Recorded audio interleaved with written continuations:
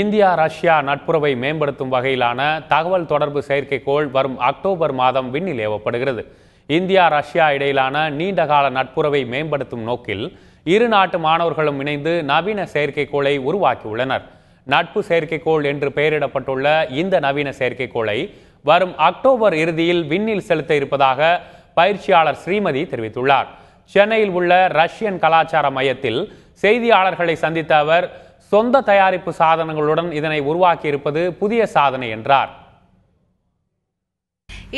இதோட ஸ்பெஷாலிட்டி என்ன அப்படின்னு பாத்தீங்கன்னா, Moscow aviation institute and space kids India ரெண்டு இடத்துலயுமே இதோட பார்ட்ஸ் எல்லாம் சென்சர்ஸ் எல்லாமே சுயமா தயார் பண்ணி அனுப்புறோம். இது ஒரு புதிய ஒரு சாதனைன்னு சொல்லலாம்.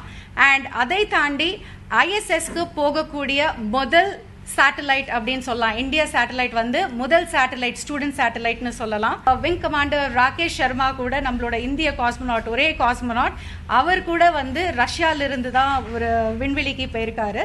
ஸோ அதோட சேர்ந்து இன்னும் நிறைய ராகேஷ் சர்மாக்கள் உருவாகணும் அப்படிங்கிறதுக்காக இது முதல் படியா நாங்க எடுத்து வச்சிருக்கோம்.